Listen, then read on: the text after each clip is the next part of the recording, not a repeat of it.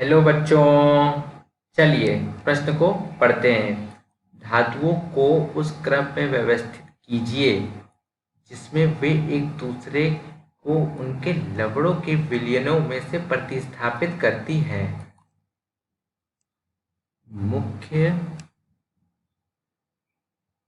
अवधारणा। इस प्रश्न को समझने से पहले मैं एक बात समझाऊंगा। देखिए, है क्या है कि ये हमारा क्या दिया, ये हमारा एक बीकर दिया हुआ है।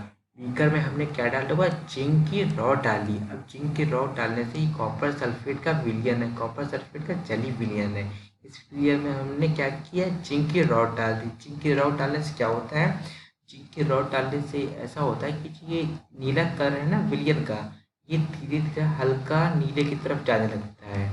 हल्का नीली की तरफ जाने लगता है, या हल्का नीला धीरे धीरे होने लगता है। अब इसके पीछे इसका क्या कारण है, इसका कारण ये है कि जो ये कॉपर कॉपर 2+ है ना, ये कॉपर 2+ से धीरे धीरे ये कॉपर ठोस अवस्था की तरफ जाने लगता है। और हमारा जो जिंक की जो रॉड है, ये हमारा जो जिंक है, ये जिंक क्या करता है, ये जिंक हमारा 2+ की तरफ जाने लगता है। ठीक है, यही कारण है कि जो गहरा नीला जो रंग है विलयन का, ये धीरे धीरे हल्का नीले रंग की तरफ जाने लगता है। अब इसको अभिक्रिया के माध्यम से समझते हैं कि होता क्या है। देखिए, अभिक्रिया क्या होती है, अभिक्रिया होती है जिंक ठोस अवस्था में। जिंक की रॉड थी ना, वो सॉलिड थी, मतलब ठोस अवस्था में थी। और हमारा कॉपर सल्फेट का क्या था, कॉपर सल्फ कॉपर सल्फेट का हमारा जलीय विलयन था। और ये धीरे धीरे क्या बन जाता है, ये धीरे धीरे बन जाता है हमारा कॉपर, हमारा किस में हो जाता है, ठोस अवस्था में हो जाता है। और जो जिंक Zn है, ये हमारा जलीय विलयन में हो जाता है। अब दिमाग में ये सवाल आया होगा, जो जिंक है ये कॉपर को क्यों विस्थापित कर देता है यहाँ से। समझते हैं। देखिए, जिंक क्या होता है, जिंक हमारा होता है कॉपर से बहुत ज़्यादा ताकतवर।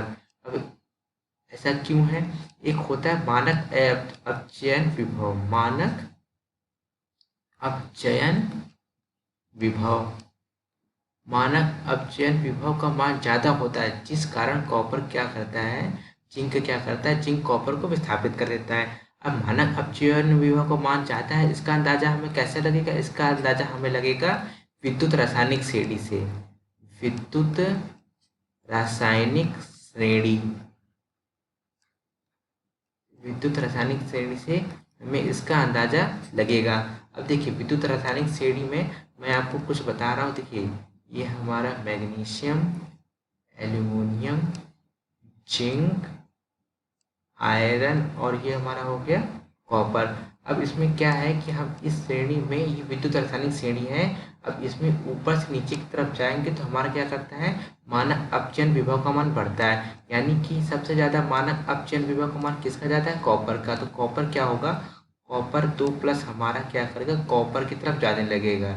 यानी कि जो लोग ये ऊपर रहते हैं ना, ये जितने ऊपर हैं, वे एक दूसरे के लवड़ी विलयन को विस्थापित कर देते हैं। मतलब अगर हम मैग्नीशियम को कॉपर सल्फेट के विलयन में डालेंगे तो कॉपर 2+ से हमारा कॉपर 2+ हमारा कॉपर की तरफ जाने लगेगा।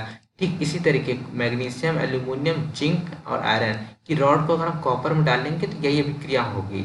लेकिन जिंक की रॉड को अगर हम मैग्नीशियम को डालेंगे तो क्या होगा, इसके विलय जलीय विलयन में नहीं, यह अभिक्रिया नहीं होगी।